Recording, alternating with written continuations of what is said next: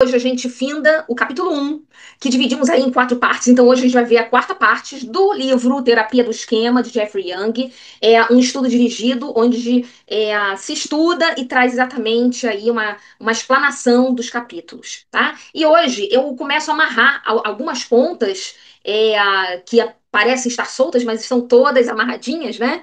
Para exatamente ter essa visão do conteúdo que nós estudamos, né? Que esse conteúdo conceitual. Hoje, inclusive, a gente vai ver esse final aí de capítulo que eu já contemplei nesse conteúdo de resumo. Então, bora lá. Então, terapia do esquema, modelo conceitual, a parte 4. E hoje eu trago o que eu comentei, né? Todos esses conceitos dentro de um único slide, para exatamente fazer sentido de tudo que nós vimos e rememorar ou refrescar o que a gente viu nas interações passadas. E hoje a gente tem aí o estudo do que é o modo de esquema. Hoje a gente também vai ver sobre as operações fundamentais do esquema e vai ver essas fases da terapia do esquema, tá? Mas eu resolvi trazer ele condensado para que esse final, nessa quarta parte, a gente consiga ver o todo de qual que é a proposta, de fato, de Jeffrey Young com a terapia do esquema. Então, Jeffrey Young conceituou aí os nossos estados emocionais, né, nossas respostas de enfrentamento, é o que a gente passa aqui agora, né, como se fosse ligar o botão da emoção, né, para exatamente gerar toda essa parte de comportamento, atitude. Ele coloca em 10 módulos, 10 módulos de esquemas com 4 categorias. E dessas 4 categorias vai estar se abrindo algumas outras. Então, é a categoria de criança, é a categoria de enfrentamento disfuncional, é a categoria de pai, mãe disfuncional e a categoria aqui do adulto saudável. E na categoria criança, ele abre em criança vulnerável, criança zangada, criança impulsiva e criança feliz. No modo enfrentamento, ele abre em complacente, desligado e hipercompensador. No modo mãe e pai, ele abre aí em dois modos, punitivo e punitivo exigente. E o adulto saudável é o adulto saudável. Isso aqui a gente vai ver hoje. A outra situação ele tem aí 2 formas de esquema: o adaptativo e o desadaptativo, que a gente já vê em várias outras terapias. Do que a terapia do esquema tem 2 formas de esquemas: o adaptativo e o desadaptativo, que em outras terapias a gente também viu isso, que é o funcional, o disfuncional. Então, isso daí não é novidade. Ele aborda também que dentro da terapia do esquema, nós temos 2 condicionamentos no sistema cerebral. Aí ele traz isso daí como conhecimento, né? Ou seja, trazendo aí o biológico para entender toda a parte da psique, né? Então ele traz aí 2 condicionamentos no sistema cerebral, que é o medo ou o trauma, onde eles estão contemplados ali numa memória emocional, que essa memória emocional ela está contida, ela está latente, mas ela pode ser desencadeada. E essa memória emocional ela está lá nas amígdalas, né? E que também é função dela desencadear toda uma emoção. Sendo que no hipocampo que começa a trazer essas memórias de longo prazo. E tornando essas memórias lembranças consistentes, que é só no neocórtex, que é exatamente na parte do córtex, né, principalmente o córtex pré-frontal, que essa memória vem fazer uma memória de juízo, uma memória cognitiva, né? Ele vem exatamente exercer esse pensar, esse entendimento crítico, para exatamente balancear e ponderar. A Jeffrey Young também traz os 5 domínios desadaptativos remotos. Lembrando que aqui a gente vai estar estudando a parte disfuncional e desadaptativa, tá? Então ele traz aqui os 5 domínios adaptativos remotos, que nós vimos aí, que é a desconexão e rejeição, a autonomia e desempenho prejudicados, os limites prejudicados, o direcionamento para o outro, a supervigilância e a inibição. E ele coloca que esses 5 domínios desadaptativos remotos eles são muitos oriundos da infância e adolescência, e a maioria concentrado na infância, mesmo na fase que ainda não tem a linguagem, tá? Então tem todo o sentimento, comportamento, desejo. Ali você já começa a modelar esse ser eu, né? Esse ser indivíduo. E ele, dentro desses 5 domínios, ele traz os 18 esquemas é aí que a gente trabalha, né? Memória, emoção, cognição, sensações corporais, desse ser construído ao longo do momento que ele nasce, né? Com todos esses, que na verdade, outros autores, inclusive, traz o ventre aqui também, né? No momento da gestação. Mas Jeffrey Young, ele aborda exatamente no momento onde ele depara essas relações corporais e de sensação com outro indivíduo, essa troca, tá? Então são esses 18 esquemas. E dentro desses 18 esquemas, existem três estilos de enfrentamento desadaptativo, que são o resignificação, a evitação e a hipercompensação, que nós vimos na nossa exposição passada, que vem também fazer frente ao enfrentamento disfuncional que ele fala no módulo, que nós vamos ver hoje, tá? E fechando a isso, ele traz aí duas operações fundamentais do esquema. E essas duas operações, elas trabalham das duas seguintes formas. Ou esse indivíduo perpetua reforçando esse esquema, ou ele busca cura. Lembrando que a cura para o Jeffrey Young não é salvaguardar e esquecer e bypassar tudo. A cura é esse regular, é o saber conviver num bem-estar, é saber remediar as coisas que encontra no momento que se tem aí um gatilho, tá?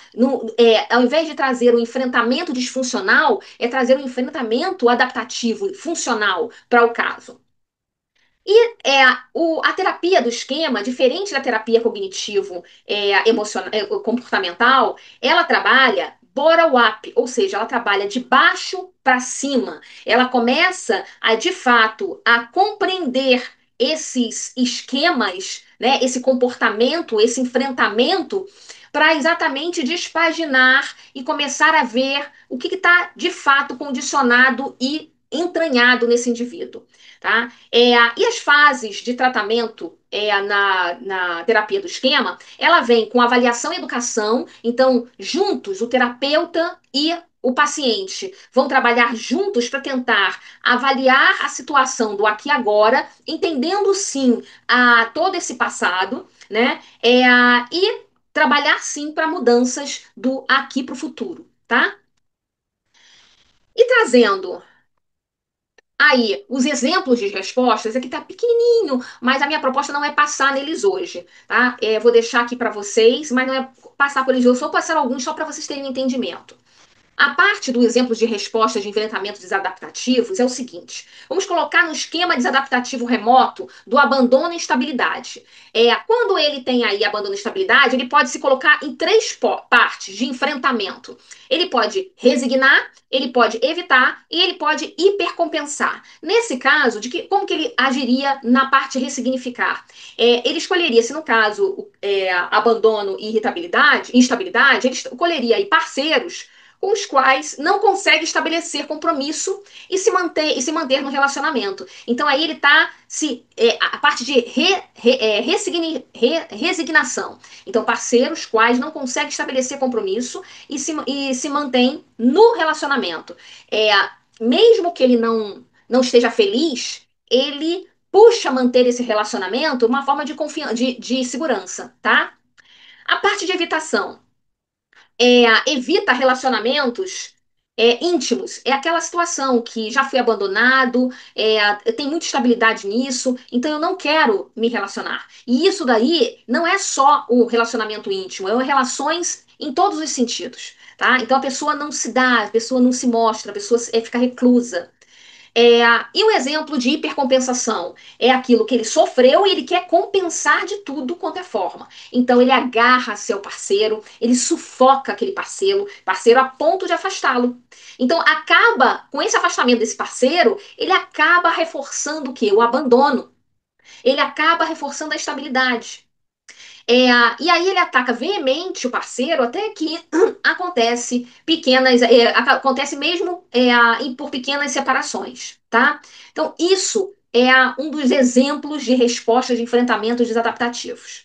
E tem outros aqui, tem a desconfiança do abuso, a privação emocional. Eu trouxe esse quadro que ele é muito rico e ele está na página do livro 49, tá? Para o PDF, ele vem logo depois dos modos de operações de esquemas. Porque essa tabela, é a tabela 1.1, ele exemplifica o que a gente estudou nos dois últimos encontros, ok? E aí, passando para a nossa proposta do que realmente a gente vem ver hoje. Modos de operação dos esquemas. Jeffrey Young comenta o seguinte: os modos de operação dos esquemas são os estados emocionais e respostas de enfrentamentos adaptativos e desadaptativos. Nós vamos focar no desadaptativo. São ativados por situações de vidas às quais somos supersensíveis. Então, gera um gatilho. E isso daí é o nosso botão emocional, tá? Ele trata como botões emocionais. A questão do modo de operação dos esquemas, elas são inativas ou latentes, ou seja, elas estão ali, já surgiram e estão lá no casulozinho dela, e vão ser ativadas por algum evento que predominam aí à nossa frente. E aí ele coloca o seguinte: enquanto outros são ativados por eventos e predominam em nosso humor, em nosso comportamento naquele momento, esses daí, eles resgatam algo que pra gente não, a gente não faz muito sentido, a gente só reage. Então é a resposta de enfrentamento. Tá? A gente não faz aquele link, estou reagindo assim por causa daquilo que aconteceu. Muitas vezes a gente não tem essa consciência, tá? O estado predominante que estamos em um dado momento se chama modo de esquema. Isso tanto feliz quanto triste. Tanto adaptativo quanto desadaptativo, tá? A tristeza aqui não vem como ser caracterizada a emoção tristeza como desadaptativa, mas a falta do bem-estar, né? O mal-estar, a insegurança, todos aqueles esquemas que nós vimos. O modo de esquemas disfuncionais como estado desassociados. Vamos entender isso. Os modos de esquemas é uma parte do self, ou seja, dessa pessoa, dessa figura, que está desconectada em algum nível de outros aspectos do self. Então, não existe essa conexão, né? Do eu, filho, encontrar aquele eu acolhido, né? Aquele eu conectado a alguém, daquele eu realizado emocionalmente, daquele eu que tenho valor ou me sinto com valor a agregar a outras pessoas, ou então me sinto num pertencimento social. Então, ele vem desconectado, exatamente esse desadaptativo. Se o indivíduo for capaz de vivenciar ou combinar simultaneamente mais do que um módulo, gente, isso aqui é importante. Se o indivíduo for capaz de vivenciar ou combinar simultaneamente mais de um módulo, o nível de dissociação é mais baixo. Por quê? Porque ele consegue dividir esse modo de sentir esses esquemas. Então, quando ele tem um esquema só de abandono, tá? De instabilidade, é muito difícil introduzir a esse paciente uma mudança mais rápida, né? Porque aquilo dali já está tão inativo e tão latente que é complicado fazer com que ele compreenda que ele pode se desconectar desse tipo de enfrentamento ou olhar de outro modo, né? Enquanto ele tem aí o modo abandono é uma coisa até muito forte, mas vamos botar o abandono e o isolamento social. O isolamento é uma consequência. É, a vulnerabilidade ao dano ou à doença, a gente consegue trabalhar os dois simultaneamente, porque eles ali estão divididos. Sempre vai ter um a maior, né? Mas eles ali acabam dividindo como se fosse uma atenção, né? Nesse comportamento desadaptativo. Então, ele acaba sendo mais baixo. O nível de desassociação, ele é mais baixo.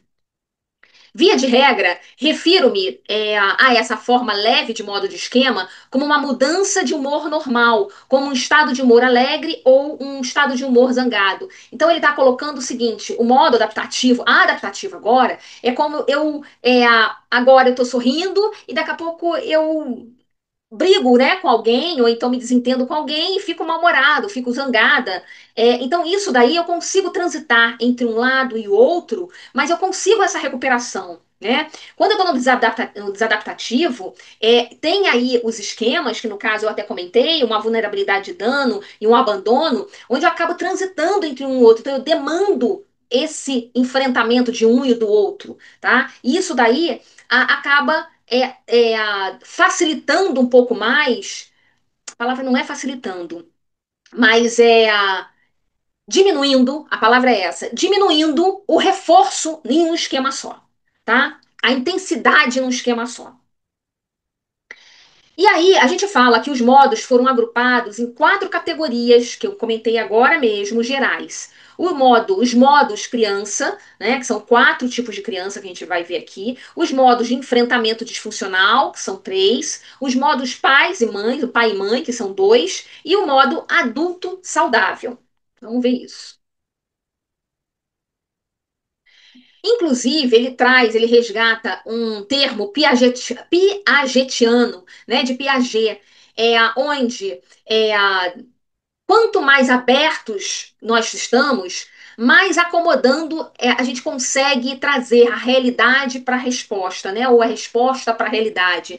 Então, a gente consegue acomodar essa mudança na nossa realidade. Então, Piaget, ele trabalhava muito com esses modos normais, não tão rígidos e mais flexíveis, porque eles são abertos à mudança.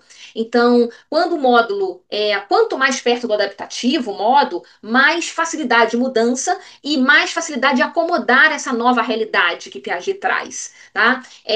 Facilitando com que a gente consiga entrar com enfrentamento ou então trazer um juízo de valor mais apropriado para essa vivência. E aí, o desenvolvimento do conceito de modo. Originou-se do trabalho com pacientes portadores de transtorno de personalidade borderline, embora agora eles estão aplicando também em outras categorias de diagnóstico, tá? Está amplo hoje em dia. Mas a terapia do esquema, ela foi desenvolvida exatamente para trabalhar transtornos desafiadores. E quando observamos cuidadosamente pacientes específicos, notamos que seus esquemas e suas respostas de enfrentamento tendem a se agrupar em partes do seu self. Certos agrupamentos de esquemas ou respostas de enfrentamento são ativados juntos, tá? Que ele quer dizer aqui? É, no momento que de resposta, né, no momento onde esse indivíduo, esse sujeito, se coloca em determinado cenário, esse comportamento e esses esquemas vêm à tona, reforçando de fato o esquema principal, de acordo com a resposta de enfrentamento que ele tem. Sendo quando é uma resposta desadaptativa, né, ele vai reforçar. No caso da terapia do esquema, ela busca exatamente esse tratamento de um novo olhar, dessa cura, entre aspas, trazendo aí uma resposta mais adaptativa desse enfrentamento, tá? E aí, com isso, eles são agrupados juntos. Isso daí vai começar a ser desenvolvido, ser mais fácil de entender, mais palatável, quando a gente começar a ver o livro como um todo, porque a partir do próximo capítulo, ele começa a tangibilizar tudo isso, tá? Os modos como estado desassociados, modo de esquema que tem a ver com um espectro de desassociação. Embora tenhamos claro que o diagnóstico tornou-se polêmico, vemos as diferentes personalidades de pacientes com transtorno desassociativos de identidade como formas extremas de modo disfuncional. Aqui, inclusive, ele está colocando a transtorno desassociativo de identidade. Ele vai falar um pouquinho mais sobre isso. Então, diferentes partes do self daquele indivíduo dividem-se em distintas personalidades que inúmeras vezes não estão conscientes uma das outras e podem ter diferentes nomes, idades, gêneros, traços de personalidade, memória e função. Isso daí é um transtorno até muito raro, mas a gente, pelo menos eu, cada vez mais tenho escutado sobre ele, nunca vi nenhum caso, né, especificamente, mas o transtorno de personalidade associativo onde ele tem um self, na verdade, diversos selfies, são diversos eus para um único corpo, né? Então é a pessoa que um momento ele está um adulto se chama Jorge, mesmo tendo corpo independente do gênero. Em outro momento ele tá bebê, criança. Em outro momento ele pode ser uma dona de casa. Em outro momento ele pode ser um executivo. E ele vai mudando de idade, de personalidade, de contexto. Alguns podem saber que existem os outros. E como pode acontecer o contrário, tá? Então isso daí é um transtorno desassociativo de identidade. Tanto os modos de personalidade múltiplas, é isso daí, personalidades múltiplas, quanto os modos de personalidade borderline constituem-se em partes do self dividido. O borderline é exatamente na borda, né? Na beira da neurose ou da beira da psicose. Então tá ali naquela borda. E muitas vezes ele navega um pouco ali naquela desassociação, tá? Agora, a parte de personalidades múltiplas, não, ele abre um leque, é como se abrisse um leque, né, de vários tipos de personalidades. Em resumo, os modos variam de um indivíduo para o outro em várias dimensões. O desassociado integrado, o não reconhecido e flexível, o desadaptativo adaptativo, o extremo ao moderado, o rígido ao flexível, o puro ao mesclado. Então, estão vendo que aqui a gente está trazendo várias formas de dimensão desse modo, tá? Isso daí, ele fez esse resuminho para saber o que está dentro do desadaptativo e adaptativo. Então, desassociado é o desadaptativo, integrado não. O não reconhecido é o desadaptativo, o flexível é o adaptativo. O desadaptativo e o adaptativo. Os extremos e o moderado. O rígido, o flexível. O puro e o mesclado, tá?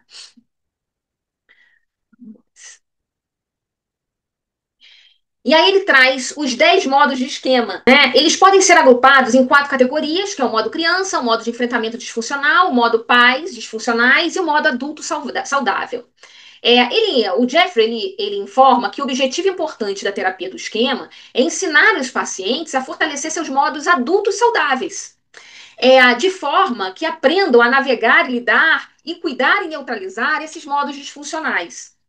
Então, ele trabalha aí com os modos crianças que são inatos e universais. Então, todas as crianças nascem com potencial para se manifestar, tá? Identificamos quatro desses esquemas. Então, a criança vulnerável, que apresenta a maioria dos esquemas nucleares, que é o abandono, o abuso, a privação, a rejeição, tá? Então, esses daqui são esquemas nucleares. A criança zangada, que por não ter suas necessidades emocionais atendidas, então é aquela que não tem a atenção, não é suprida de atenção suficiente, tá? Ou o que ela deseja, entendendo o porquê que não pode ou porquê pode. A criança impulsiva e indisciplinada é aquela que expressa as emoções, age a partir dos seus próprios desejos e segue vontades naturais de momento a momento de maneira negligente, tá? Então, vai fazendo. E também ninguém tem que estar ali conduzindo ou ponderando, ela está livre para fazer. A criança feliz é aquelas cujas necessidades emocionais básicas encontram atendidas, né, atualmente, e o adulto ele pode estar se tornando uma criança feliz, nessa questão de brincar, nessa questão de soltar a criança interior, né, que a gente fala, inclusive, ele pode estar nesse modo de criança feliz, de pular na piscininha de bola, ele pode estar nesse estado, e tá tudo bem, tá tudo ótimo, mas aonde a gente busca é exatamente esse adulto saudável, porque ele não pode viver no modo criança feliz. Ele pode ter estados, exatamente modos, em alguns momentos, da criança feliz, tá? E também identificado três modos de enfrentamento disfuncional: o captador, o complacente, o protetor desligado e o hipercompensador. Lembrando que eles correspondem exatamente aos estilos de enfrentamento: resignação, evitação e hipercompensação, tá? E identificando também dois modos de pais disfuncionais: o pai e mãe punitivo e o pai e mãe punitivo exigente. O punitivo é aquele que não fez legal, não está não está condizente ao que a gente precisa, ou então você fez isso, então por causa disso você vai ficar de castigo, você fez isso, então por causa disso você não vai ter isso. É aquele que de fato utiliza a moeda punição para resgatar o filho. E também a questão do pai e da mãe punitivo exigente, aquele que além disso, ele coloca, mas você deveria ter tirado essa nota, ou então, não tem tirou 9, 9,5, tinha que ter tirado 10, né? Então eles colocam uma exigência tamanha que acaba se tornando sufocante ou impossível de se chegar. E o modo adulto saudável, que tenta fortalecer, né, na terapia, ensinando o paciente a moderar, a cuidar ou a curar todos os outros módulos. Por que ele falou ensinando o paciente a moderar, cuidar ou curar os outros modos? Porque, como eu tinha falado no Criança Feliz, ali é moderar, né? Eu não preciso curar a criança feliz, não, deixa ela solta, mas eu tenho que moderar, porque eu não posso viver na criança feliz, né? É isso. E trabalhar aí a parte de avaliação e mudança dos esquemas. O panorama do processo de tratamento apresenta os passos envolvidos na avaliação e na mudança desse tratamento, né? Desses esquemas. E a fase de avaliação e educação, ela vem. Primeira fase, o terapeuta ajuda os pacientes a identificar seus esquemas, e as origens dos mesmos na infância e na adolescência também. No decorrer da avaliação, o terapeuta instrui o paciente em relação ao modelo do esquema que ele está ou que ele vivencia. Tá? Os pacientes aprendem a reconhecer seus estilos de enfrentamentos desadaptativos, a resignação, a evitação ou a hipercompensação. E a perceber como suas respostas de enfrentamento ajudam a perpetuar os esquemas. Olha o que eu comentei. Então, a forma que eles respondem, que se comportam ou tratam, tá? Isso daí vai reforçar, né? Porque é o enfrentamento que é desadaptativo. Então, ele só vem reforçar aquilo que esse indivíduo, esse paciente sente. Então, é isso que tem que ser quebrado, tá? O terapeuta também ensina os pacientes com dificuldades mais graves os seus modos de esquema básico, os auxilia a notar como mudar de um para o outro. E a avaliação multifacetada. A avaliação é multifacetada, incluindo uma entrevista sobre histórico de vida, vários questionários sobre esquema, tarefas de automonitoramento e exercício com imagens mentais. Isso a gente vai ver ao longo do livro, que ativam esquemas e ajudam os pacientes a estabelecer vínculos emocionais entre problemas atuais e experiência de infância relacionadas a ele. Ao final dessa etapa, o terapeuta e o paciente desenvolvem uma conceitualização. Então, a conceituação aqui é exatamente a conceitualização de Beck. É a conceituação de caso, né? É bem mais complexa desse esquema. Então, eles definem colaborativamente um plano de tratamento focado nos esquemas que foram trazidos e inclui estratégias cognitivas e vivenciais e comportamentais, bem como componentes curativos da relação a terapeuta-paciente. E aí, falando sobre avaliação e mudança desse esquema, o terapeuta do esquema não adere a um protocolo ou um conjunto rígido de procedimentos. A fase de mudança, ela pega aí a parte técnicas cognitivas, vivenciais, de rompimento de padrões comportamentais, de relação terapeuta-paciente. E essas regras, essas fases de mudança, pá, opa,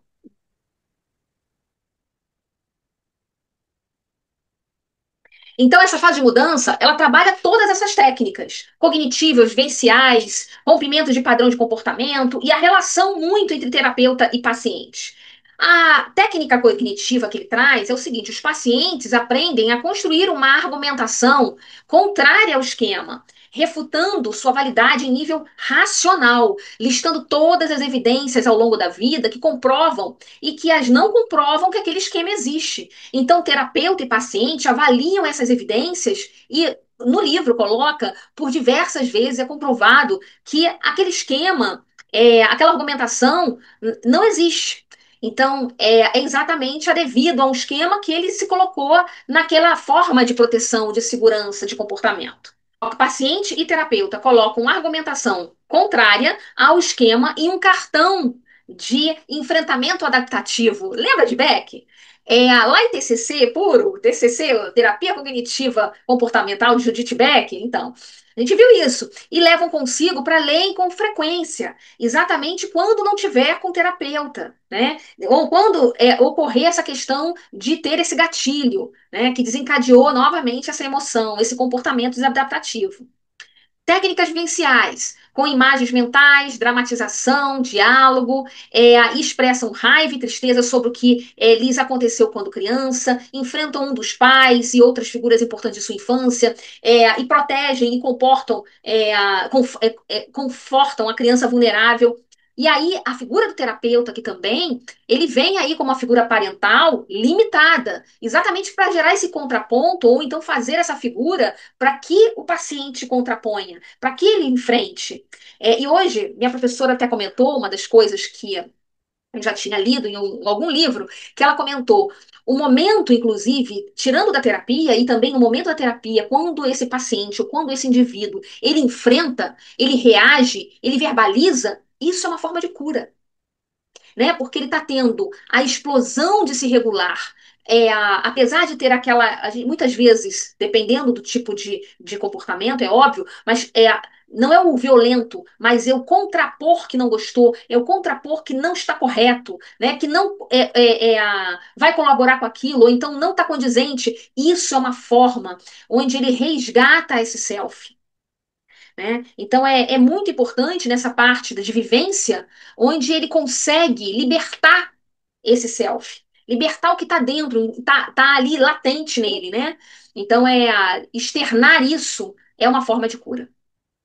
A parte de rompimento de padrões comportamentais. Então, o terapeuta ele ajuda o paciente a elaborar tarefas e exercícios comportamentais com vistas a substituir respostas de enfrentamentos desadaptativos por padrões de comportamentos novos e mais adaptativos. Precisam estar dispostos a abrir mão de seu estilo de enfrentamento para que possam mudar. A gente resgatando o Piaget, que acabei de falar agora aqui. Então, a partir do momento que houve a psicoeducação, né, a partir do momento que se houve essa conceituação, né, a conceituação de caso, o paciente aqui, ele começa a perceber que ele pode agir de modo diferente. Mas que não é só o perceber, ele tem que estar aberto e flexível aí que Piaget entra, ou seja, no modo que eu eduquei, o que foi armazenado, entendido que aquilo dali vai melhorar, se existe essa flexibilidade, vai haver a mudança, porque vai haver a acomodação de uma nova forma de atuação e de pensar. Agora, se não houver isso, vai haver a resistência. Então, ele vai continuar aí nesse enfrentamento e nesse reforço. E falando sobre a relação terapeuta e paciente. A relação serve como antídoto parcial aos esquemas do paciente e ele internaliza o terapeuta como adulto saudável. Então ele olha o terapeuta como sendo o adulto saudável aí da relação, tá? E abrindo possibilidades de ter essa relação, tá? Parental limitada, é o que ele coloca. Tem duas características da relação terapeuta: a postura terapeuta de confrontação empática, ou seja, no momento que ele vê que aquele adulto é saudável, ele se coloca seguro para ter esses embates de confrontação empática, permitir que o terapeuta faça isso, né? E também essa reparação parental limitada, se colocar no papel de responsável a conduzir o que não foi conduzido lá no passado. E a comparação, né? Ele fecha o modo, eu nem ia trazer esse aqui não, mas ele fecha o primeiro capítulo trazendo alguns comparativos. Acho interessantíssimo ler, tá? Porque tem muita coisa, mas eu trouxe os tópicos que me saltaram os olhos. Isso daí vem a comparação entre a terapia do esquema e outros modelos. Vem da página 57 até o final desse capítulo, que é 68. Ele traz, né, os terapeutas do esquema adotam uma filosofia de abertura e inclusão. Valem-se de uma rede ampla de recursos em busca de soluções, pouco se preocupando se o trabalho está classificado como cognitivo-comportamental, psicodinâmico ou gestaltiano. O importante aqui, de fato, é buscar esse foco e resgatar esse sujeito, né, esse paciente, a ter enfrentamentos adaptativos. E o foco principal é fazer com que o paciente apresente mudança em aspectos significativos.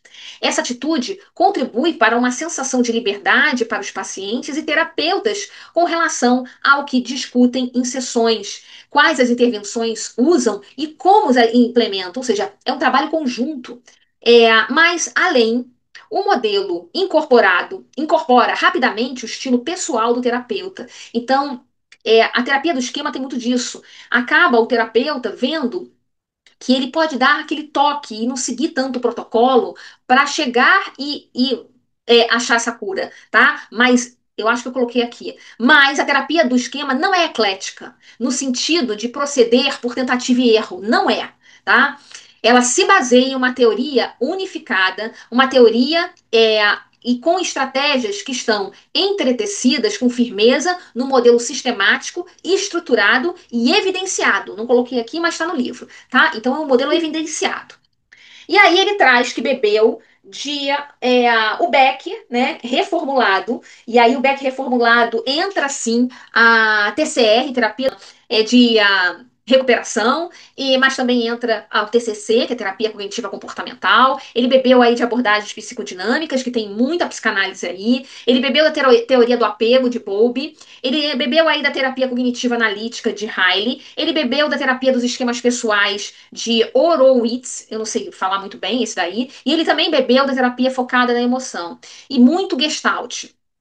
E aí ele traz, né, que a terapia, tudo que está verdinho, é que eles são similares. O que está aí em rosa ou vermelhinho é o que eles estão mais distantes. Então, no modelo de Beck, ele enfatizam duas estruturas básicas, esquemas e modos, para entender a personalidade. As duas teorias incluem a cognição, a motivação, a emoção e a constituição genética, mecanismo de enfrentamento e influências culturais como pontos importantes da personalidade, tá?